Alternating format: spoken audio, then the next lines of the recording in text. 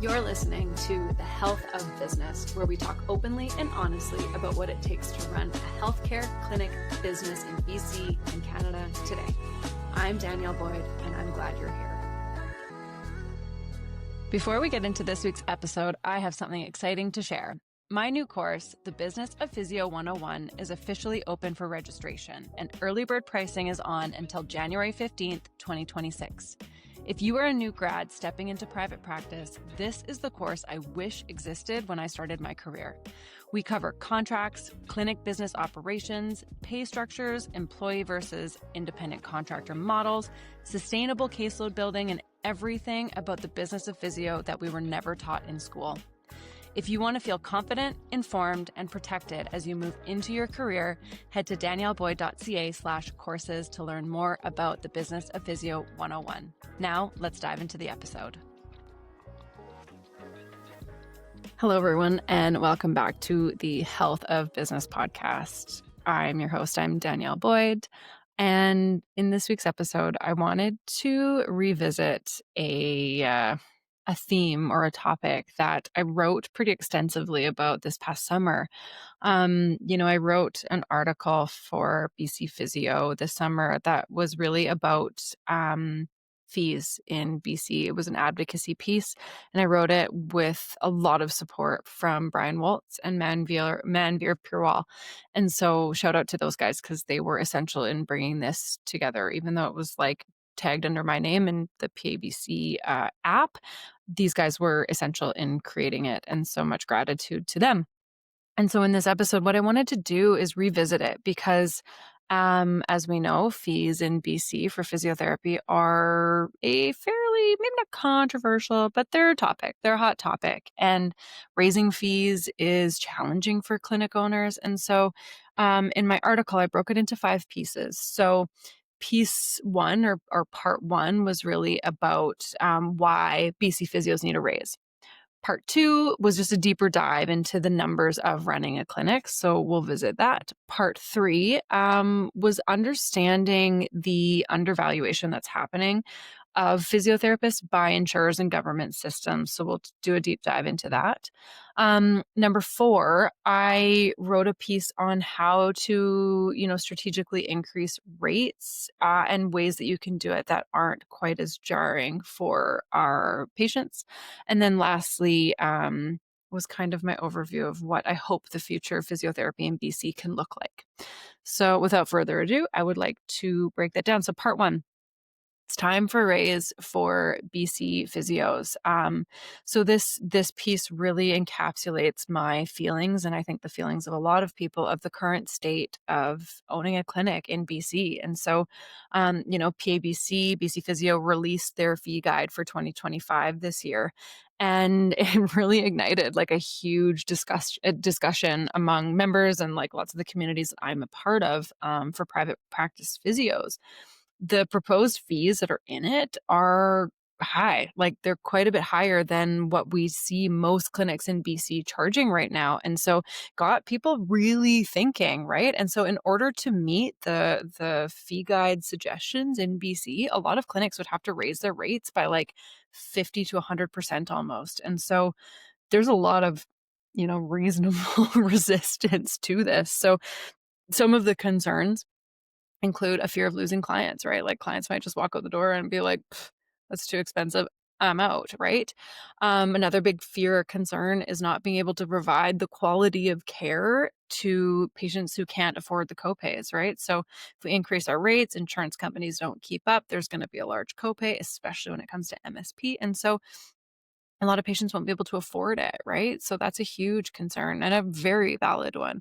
We'll dive into the MSP piece a little bit further into this episode, but another big part of that too is if you increase your rates pretty big and quickly, you can lose valuable reputation and community trust. So that's a big concern. You're going to get chaos and conflict in your clinic, right? Like some people might agree with the raise, some people not, and so you can end up with a lot of conflict internally with your staff members, right? So. And then the other piece too is it's just like, it's a lot of work to implement a change, right? You have to do all your Jane backend, all your announcements, like, all the public info that goes to your patients. And so it's a lot of work, right? So yeah, these are all like super reasonable arguments. And I know that there's plenty more. The big one really truly being just that patients like it's not fair to patients and we're going to lose patients, right? So yeah, totally fair arguments. But at the end of the day, it's really not about passing higher fees onto clients and patients or like profiting off of injury and illness. It's really about changing. And I've said this in so many podcast episodes, like it's really about changing the public and government and insurance perception of physiotherapy and valuing clinic owners and the clinic therapists for the work that we do, right? Like this isn't about just making more money. This is about actually being paid for the value of work that we are providing, right? It's about insurance seeing the fact that we're improving patients. They're getting healthier, they're getting better. They don't need to go on short-term or long-term disability. There's less sick days at work because they're doing all this excellent work with their physiotherapist, right? So it's not about profiting, it's about being able to pay our staff living wages and not be drowning in, the overwhelm of running a clinic. So I know PABC and BC Physio are working super hard to advocate for the profession at the government and insurance company levels. And so, things like scope of practice expansion, MSP fee increases, negotiating these insurance contracts, ICPC, WorkSafe, PBC. And then ultimately, they're really working on enhancing the stakeholder perception of the profession. And that's the big one that I'm trying to work on as well. Physiotherapists are primary care providers. Like we diagnose, we are able to, do a lot more with our scope of practice than traditional allied health. And I know Andrea Burton recently shared there's a survey going around from government about whether we call ourselves allied health or not, right? And allied health tends to get lumped into kind of this whole like we're RMT, physio, chiro, acupuncture, and while those professions are all really, really important, you don't see chiropractors doing diagnostic work at urgent care centers, right? Like we need to be valued and perceived more like doctors and nurse practitioners and, these more higher level intervention and assessment diagnostic style professions, right? So really it's about valuing physiotherapists for the work that they do and not paying them like allied health, practitioners. So there's a lot here. There's a lot to take in, but really it's about enhancing the stakeholder perception of the profession. So ultimately, that's where I stand on this. So this work that PABC has been doing in these negotiations and in government perceptions has been really the essential work in laying this foundation for an increased fee structure, right? We haven't had a fee guide in a long time. The fee guide that came out this year was new and in, alignment with the progress that the profession has made. Typically, like dental hygienists, for example, they issue a fee guide every year. The insurance companies go, great, okay, cool. I know what I need to pay for dental hygiene every year. Great. And then they pay it, right? Whereas we're going, how much does PBC pay this year? Okay, great. I'll structure my pay in response to the insurance companies. Like we're the ones responding to the dictation of the insurance companies. That's so, so backwards. So, right, this is all part of this picture. So with all that said, the current state of clinic ownership in BC isn't fantastic. And so resistance to change, and especially that of like fee structures and guides seem to be really like the resistance to changing fees has really stemmed from the fact that things have just kind of always been this way, right? Like change is hard.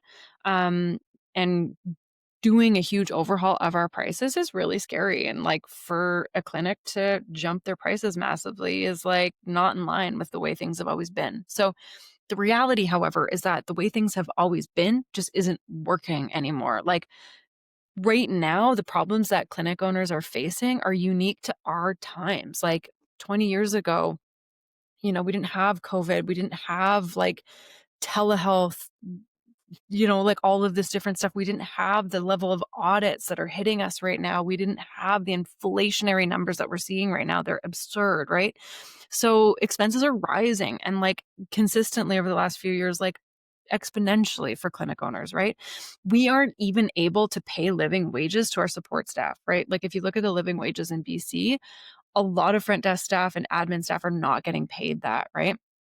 Profit margins are massively slim. Rent, leases, mortgages, on commercial spaces, like these rates have gone up massively. So the other piece too is like insurance companies are breathing down the neck of clinic owners. Like there are so many more audits now because of AI. Like they're able to put these like chart notes and like processes through these massive language models that are catching discrepancies left, right, and center, just, benign errors, right? So there's a huge component of like insurance and regulation breathing down our necks.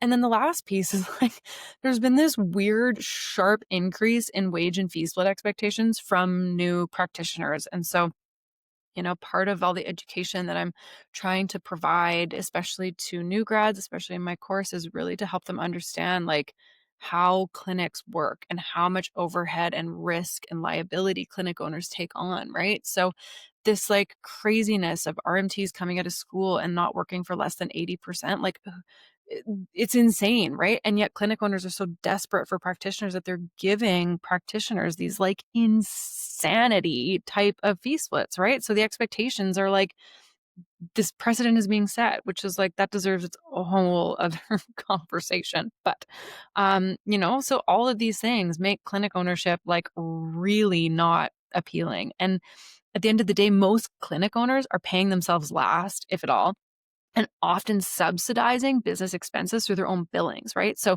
essentially, they're covering a lot of the operational costs with their own personal clinic work. So a clinic really should be valued without the clinic owner's billings in it. If they want to bill, that should just be because they want to be able to contribute and make their own money off of their billings, not because they have to, right? So clinic owners are often the ones that step in when someone is sick or something needs to happen, or if there's a flood and they need to bill more money, right? Like the business owners are usually the ones compensating for all of this. So many people don't realize that failing to separate your personal like clinic owner billings from the business's operational income obviously leads to burnout for sure, but it really devalues the clinic. So many clinic owners are in this scenario though, where they can't not bill, like their clinic is dependent on their income. So huge problem, right? Because if you sell that clinic, now that owner generated revenue disappears with it. So the new owners don't get the same level of revenue and it devalues the clinic. Anyway, that's a whole other story, right? So a raise in fees isn't certainly going to like solve all of these problems. There's a lot going on here, right? But it's a necessary step in moving towards having more optimal conditions. So I really want to also be clear here. I am not advocating that any clinic that cuts corners or rushes patients or is like kind of like one of those physio mill type places benefit from this. I don't think a clinic that sees someone for 15 minutes should be charging, $125 a session, right? Like I am all for the way PABC has structured this. Like it's in 15-minute increments. So that is 15 minutes of one-on-one time. If you're only spending 15 minutes with someone, you don't get to charge $150, right? Like I really want to be clear that like substandard treatment and like cutting corners, physio mill, seeing multiple people at a time, this is not what I'm advocating for. And I am dead serious about that because those are the types of clinics there are clinics out there that are taking advantage of this and charging that much. And, they're having someone in and they're seeing them one-on-one for 15 minutes and then they're sending them into the gym and putting tens on them and just like putting heat on them. And the person might be in the clinic for an hour, but they're only getting 15 minutes of one-on-one and they're still charging that, $165. That is not what I'm advocating for. And these are the clinics that are bringing the profession down. So I am advocating for one-on-one time with these fee rates. That's where I'm at. And I want to be clear. So myself, like I'm a physio who's trained extensively, like, and I've spent a boatload of cash in a variety of modalities. And so I advocate on behalf of the other practitioners and clinic owners who have also done all of this and value client-centered care, one-on-one time, training, education, and really are like high proponents of high quality client-centered care. That's who I advocate for. The other big thing too is like the profession of physiotherapy has changed significantly in the last several years, especially in the last decade of my practice. There's so many clinics and practitioners who are doing amazing advanced training, high quality one-on-one care, and unique and innovative service models. Like these are the clinics I am advocating for. And again, I cannot stress that enough. I'm talking big game. I'm talking about huge fee increases here. but I am not talking about that for clinics that are taking advantage of it. So I really need to make that clear. There are absolutely clinics in BC that prioritize profits and maximize the number of patients they see in the hour. And, this model's been around for a long time, and that's fine. Price accordingly, right? And I really, there are some clinics and practitioners who have grown and expanded beyond that over the last several years. And so many clinics have. And these are the ones I advocate for, not the ones who've stayed in the past, right? Not the cookie cutter, outdated treatment plans. So anyway, again, I want the people who are constantly learning, spending quality one-on-one time with patients, staying up to date with research and evidence. These are the ones I advocate for. With all that said, physiotherapists are, caring professionals and in general tend to be very accommodating and kind. And we're like very go with the flow type people, right? Constantly kind of adapting and just like whatever. But the thing is we're not taught these business principles in school. And this creates a huge gap in the knowledge and the boundaries for, when a clinic owner is trying to establish systems and when they're starting, right? We are go with the flow, very generous and very supportive. And so as a result, a lot of physios who've turned into business owners have started their own business underinformed, right? And so they start their businesses through the lens of generosity, assuming that as long as the bills are covered, they can pay the rest of their practitioners. So as a result, many new clinic owners often find themselves early in the business ownership stages feeling overwhelmed, underpaid, stressed, and super resentful because they didn't have the understanding or support they needed to set these businesses up adequately. And so now they're having to create margins from thin air because of these hidden expenses and rising costs that they didn't factor into their fee split calculations, right? So, here are some of the other things that other physios and clinic owners face right now. Right now, there's a massive shortage of physiotherapists in the province. Hence why the ones who do exist are able to ask for these astronomical splits, right? And then they end up going to the clinics who are most desperate for people. And this just creates a whole systemic problem. Clinic owners take on all the financial and legal risk as well when offering direct billing to insurers. So if the insurance company does an audit, decides they want the money back, it's not the practitioner who has to pay it back, it's the clinic owner. So this is a huge problem. Burnout is also absolutely rampant in practitioners and clinic owners, huge problem. And again, physio fees have not increased adequately in ages. MSP hasn't even changed since 2001. It's been $23. Get real, right? So these are some of the just very high level things that keep physios and clinic owners up at night. So, right now, I'm in a position where, I like running a business. I don't want to open a clinic right now. I'm not interested in it. That to me, if there was more, if I knew I could do it, obviously starting a business is stressful. The first phases of it are stressful and scary, of course. That doesn't scare me. What scares me is that there aren't going to be margins to make it worth it in the long run, right? So most clinic owners right now are one audit, flood, practitioner leaving, or other unforeseen issue away from closing their clinics entirely, hanging on by a thread here. So that's not a great outlook for this. And so obviously increasing fees aren't going to be a catch-all, but I really think that we have some systemic problems here. Fees are low. The other really big part of this is that business literacy in clinic owners and practitioners is really low. That's my goal. That's the area I want to tap into. I want to change that. I want to improve business literacy across the board for new grads, for clinic owners, for people opening clinics. And I want to protect businesses when it comes to these audits, regulatory, and compliance issues. That is where I come in. That is the gap I am trying to fill. So with that, we need to be on the same page as a profession. We really need to all be on the same page here and come together, because if someone raises their rates and someone doesn't down the road and they're poaching different practitioners and paying them higher fee splits, we're creating a huge systemic issue. Anyway, that's the overview. So that was part one. In part two, we dove into the numbers, right? And so I'm just going to do a brief overview of this part here. Right now, clinic numbers, so this is part two. You can see it on the app. I've got actually some charts, some numbers, a profit and loss sheet on here too that Brian drafted up that gives kind of like an overview of what a roughly like $800,000 a year clinic looks like. And so, um, right now, a really big concern is that clinic owners can't pay their admin and leadership staff a living wage, right? We touched on that already. So there's no room for raises or benefits or like retention strategies within that if they can't even pay them a living wage, right? So, um, you know, again, a lot of these clinic owners have to continue to see patients in order to top up the administrative pay in their clinics, which is like not great and devalues the clinic. So, either that or a lot of the clinic owners end up doing a lot of the leadership and admin work themselves because they can't afford to hire and train quality support staff at all, right? Like, when you're paying someone $20 an hour, you're not necessarily going to get someone who's an advanced HR specialist or like operations manager, right? Like it's just a completely underpaid area. So that's a huge problem. So, some clinic owners do want to see patients because they enjoy it. But as a result, like the clinic's income and expenses should not be in jeopardy without that billing. That should be bonus billing, right? Like that all the numbers should be calculated without the owner's numbers in there.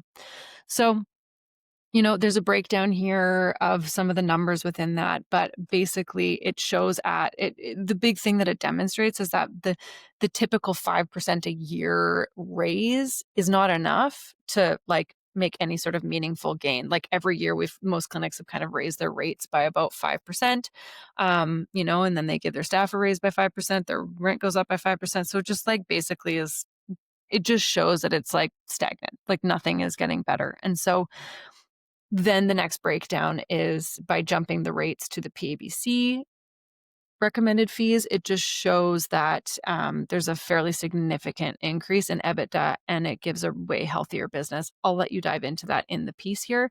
But the rates that are suggested by PABC are going to make a huge difference if clinics can implement them.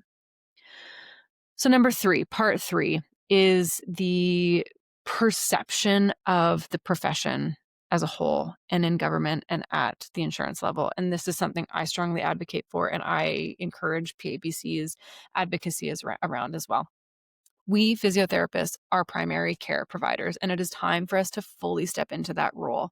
We are assessing, diagnosing, triaging, managing complex neuromuscular conditions. We're often the first point of contact for patients, right? Like something new happens, they come to us. They don't necessarily go to their GP. Like we catch these red flags. We send people to the ER if we need to. We prevent unnecessary medications, imaging, surgeries. We keep people out of walk-in clinics and emergency rooms unless they absolutely have to go. And we know when to send them there, right? So despite these critical contributions, we continue to price ourselves like adjunct providers. Like, well, of course, these professions are important. Like they provide valuable care. Absolutely. But they're not primary care providers in the way physiotherapists are trained, regulated, and expected to practice, right? And like we talked about, like we have a backwards relationship with insurance. Like most clinics set their fees. Like I can't tell you how many times I've been in group chats where people are like, hey, does anyone have the updated Pacific Blue Cross numbers? Like, what are they paying this year? No. Choose your rates based on the value provided in the fee guide and then let Pacific Blue Cross respond. It's not our job to respond to them, right? We are like, and a lot of these reimbursement caps have not even kept pace with inflation, right? And so here we are just like trying to stay alive, stay afloat, and we're responding to insurance companies who basically are like, we don't feel like paying a lot more. Like, oh, inflation's gone up, too bad, right? So like I said, dental hygiene puts out their fee guide every year. The insurers respond and they're like, okay, great, got it, cool. That's how we're going to do that. So that needs to change. And again, like I said, it is not about profiting from illness. This is about making healthier businesses. This is about, stopping clinics from operating under these severe financial pressures and from barely breaking even. Like clinics are not breaking even right now, let alone paying like owners and leadership decent wages, right? This is about long-term viability and aligning with the true value that physiotherapy provides across the healthcare continuum. So the other big piece of this here, though, is we can't just discuss private fees without addressing public access. Currently, MSP pays $23 per session for those who qualify. You have to make less than $40,000 a year. Like minimum wage makes $40,000 a year roughly, right? So this rate is unchanged from 2001. I know PABC is advocating hard on this, so I encourage you to take a look at the work they're doing there because $23 gets you nothing when it comes to a physio appointment. Like the copay is still more than what physio cost 5 years ago, right? So it's crazy. It makes physiotherapy functionally inaccessible for people who need to rely on MSP coverage because they still have a $75 or more copay when they actually need to go to physio. It's insane. So the problem here ultimately is that the cost of having less access to physiotherapy in the private and public mechanisms is that many people end up defaulting to injections and surgery because they're the free route, right? Like they can't avoid or they can't access early conservative care, even though we know exercise and education are the most effective evidence-based interventions for most MSK issues, right? So imagine like if a fraction of the funding that we directed towards total joint replacements was redirected to early intervention and management physiotherapy, the healthcare system savings would be massive, right? Like fewer people would be getting injections or at least delaying them, fewer surgeries, fewer walk-in and ER visits, fewer disability claims because of surgery. Like this saves real money, right? Like this is where we should be investing into growing early access and prevention and like early management and community programs, right? There's so many innovative ways. If anyone in public policy wants to talk about this, I have a million ideas and like I am all ears. I want to know how we can get better funding for early intervention programs for a lot of these MSK issues in here and redirect funds from like surgery and cortisone injections and all of this stuff that it should be later intervention. Like we're defaulting to that without even allowing people early intervention because they can't afford it, right? How crazy is that? It's, yes, getting heated. So ultimately, we need a rate reform.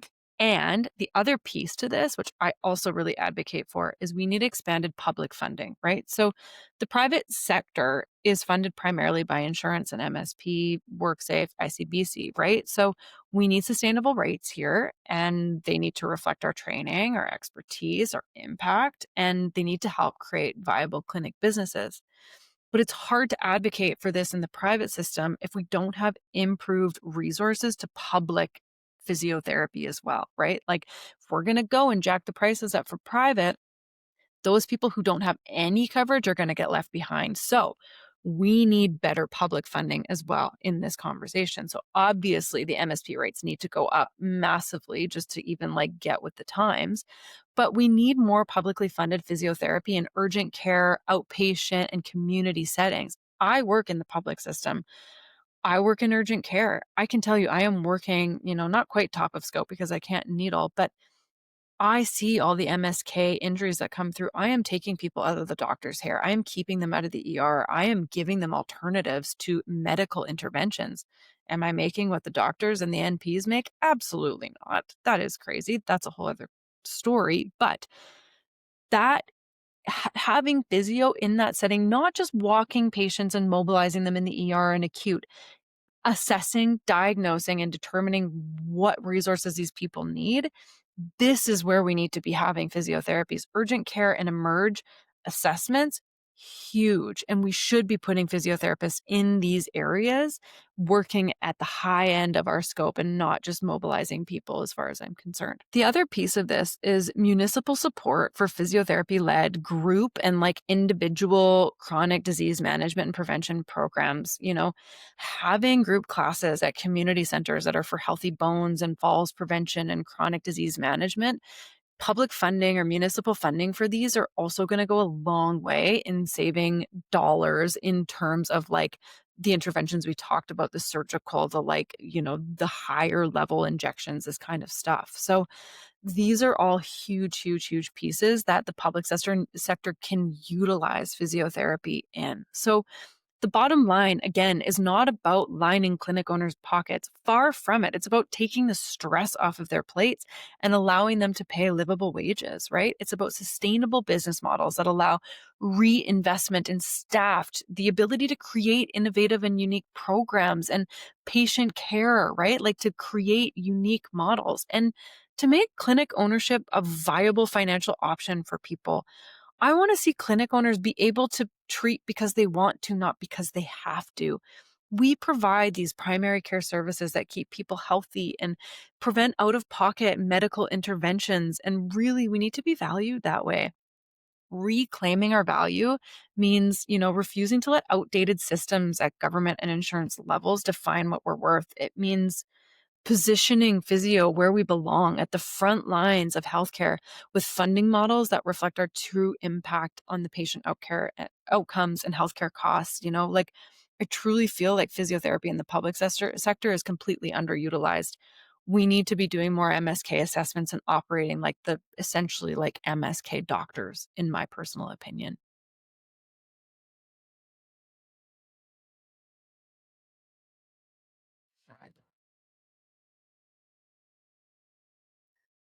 So, in part 4 of the article, I broke down some ideas and ways that we can do this and to do it together as a profession, right? To increase our rates. So, setting our fees in line with the 2025 PABC fee guide will aid in making clinic ownership a lot more alluring and viable while also ensuring that quality care remains available for the public. So, with everything I've said, I think it's important for that context to have both, private rates sustainable and have better access to public physio. And I also believe in paying public physios far better than we are paid, but that's an aside.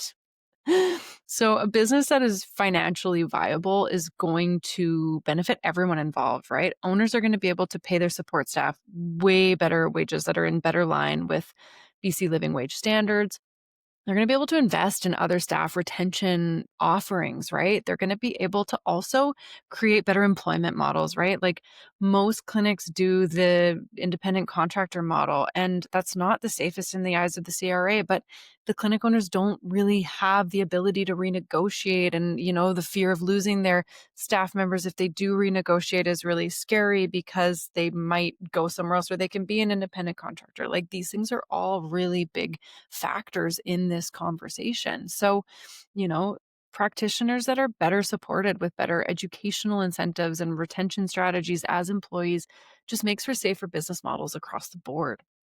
Clients are going to benefit because they're going to receive high quality care, more unique service offerings, right? Staff are going to be less burnt out and businesses are going to have space for creativity in their offerings, right? Like they're going to be able to innovate and offer care models that might actually be able to be more affordable for people who don't have access, right? So, they might even be able to implement better pro bono and sliding scale offerings. So, ultimately, this benefits everyone across the board.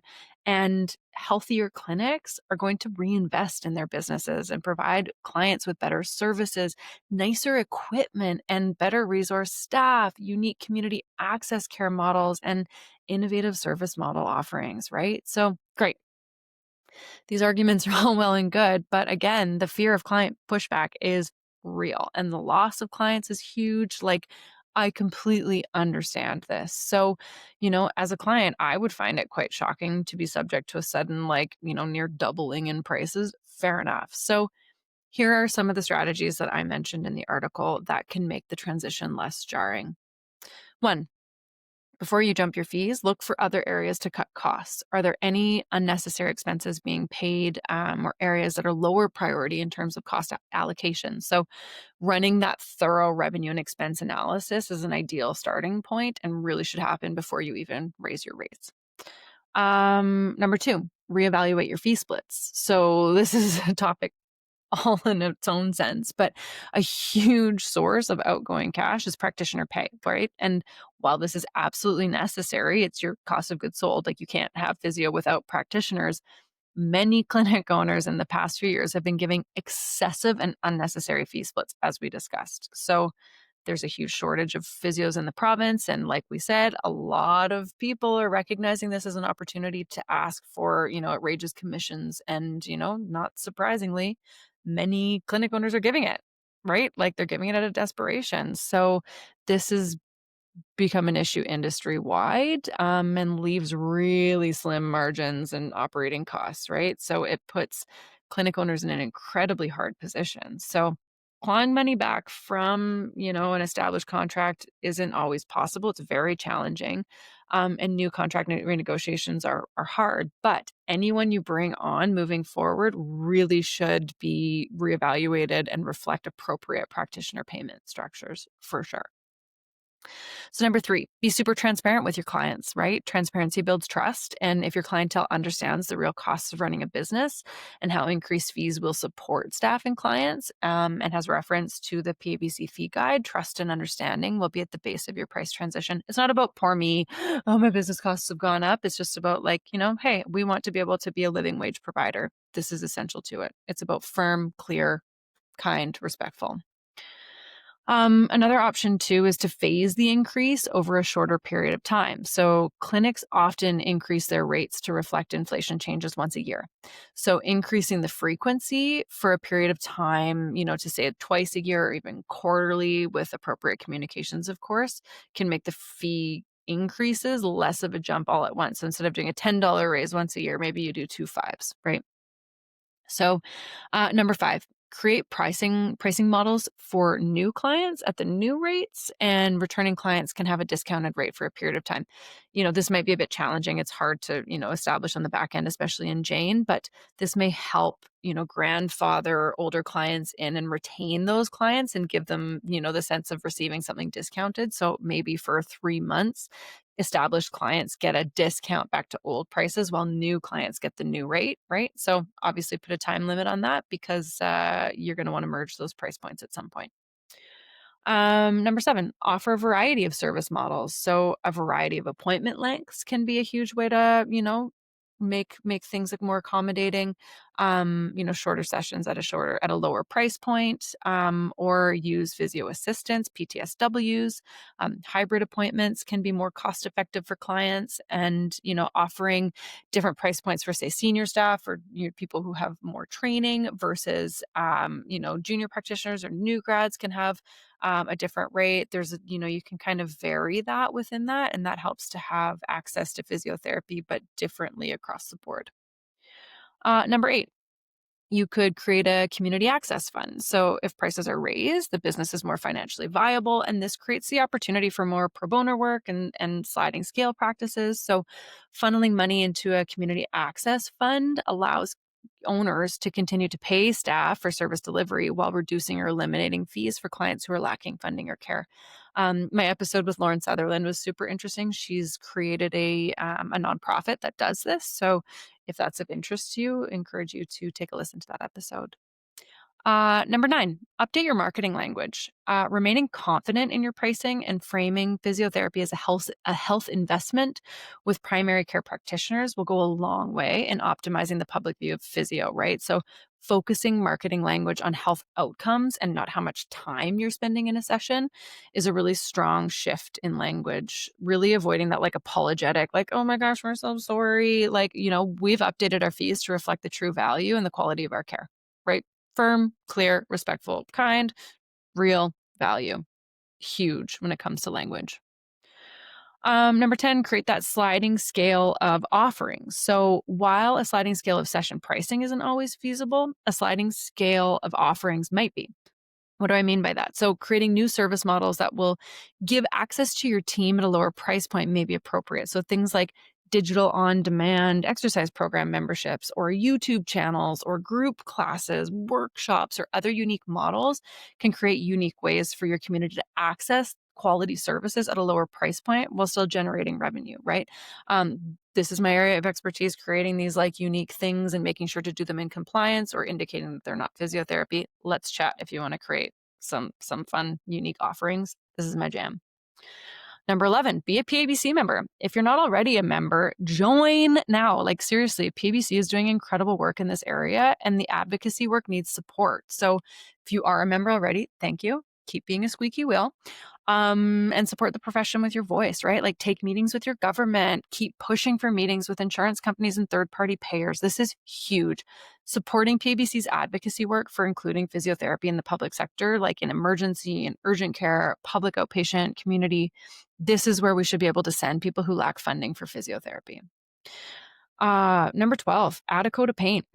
Like, this one is credit to Andrea Mendoza. Like, if you're launching a large fee increase or a fee increase at all, like, do a little sprucing up of the entryway or the treatment rooms or a new piece of equipment. Like, this can go a long way in the optics of like showing that your increased fee is also going towards something tangible and visible for patients, right?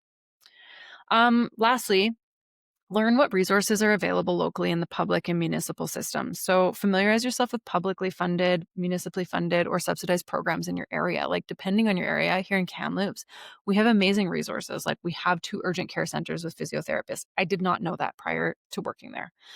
We have outpatient physio. We have falls prevention classes, like post-stroke classes. There's tons of online resources, Mary Pack, Oasis, OA classes, heart healthy classes. Like, and the other thing too is if they don't exist, offer them, create them. They might not be covered by insurance, but they're surely a lot cheaper than a one-on-one physio session, right? So obviously encourage your patients to check with their insurance providers about group classes and whatnot, but these are huge, huge options and opportunities for your business and for creating, unique access for patients in unique models, as well as, it might already exist in your community. So check into it. Anyway, these are some of the strategies we came up with. I'd love to hear if you have more, and then we'll move into part 5. So yeah, part 5, really like my goal, my dream of what the future of physiotherapy in BC looks like. Physio is expensive. There's no two ways about it. It's likely going to continue to become more expensive, but you know what else is expensive? Running a clinic, all the training we go through, the overhead we absorb, and just simply operation costs and keeping the lights on, right? So, in order to continue offering high quality care and keeping our medical system less burdened, like paying practitioners well, providing living wages, and, paying our support staff, something needs to change. And the only way this works is if we change it together. If the profession aligns on fees and we commit to the new fee guide and support one another in implementing those changes consistently, we can shift the power dynamic, right? Like, we can, instead of responding to insurance companies, we can lead and we can set the value of what we do and stand behind it collectively. This is our opportunity as well to push for better public funding and more equitable access, right? Like, we need to see more physiotherapists embedded in frontline urgent care centers, outpatient rehabs, inpatient rehabs, community health programs. We need to grow access to publicly funded, like physiotherapy-led group classes for things like OA, falls prevention, neuro rehab, cardio rehab, all these things, right? In an ideal future, people with extended health benefits and decent MSP can access care in the private system with their insurance covering the majority of the cost, right? And those without coverage can have robust options also available through public funding and municipal programs, right? Rural and remote communities should be served by travel physios and assistants supported by telehealth and mobile care teams, right? Like, funding should be going in that direction too. And the government is not only investing in, I would love to see them investing in these pilot programs for rural initiatives, but also paying physios fairly to deliver that care. I really truly believe physios should be better paid in the public system as well. Pensions are great. That's fantastic. And I do think there's some absolute benefit to the stability there, but the hourly rate that physios get is, significantly lower than that of nurses, nurse practitioners, and certainly physicians. Physicians have way more responsibility and risk. I understand that. But I do think physios could be paid a lot better than what they are right now. So, like, I dream of a time when clinic owners feel excited again, when they want to do the work they do and they're not burnt out, financially stressed, and just stuck in a system that feels unsustainable, where they're just barely treading water and keeping their head above the water. When clinics are properly resourced, we see staff feel valued. And, like, I don't want to see business owners paying themselves last. I want a scenario where everyone benefits and there's money in the bank. There's rainy day cash flows, right?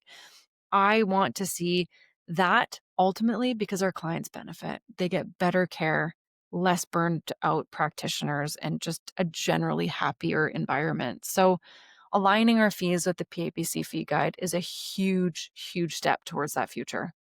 It's a starting point in the journey towards improving access to physio and, making the profession enticing again. it's meaningful, and it just provides value across the board. So if enough of us take that step, insurers and government will have to follow. So again, we can only do this together.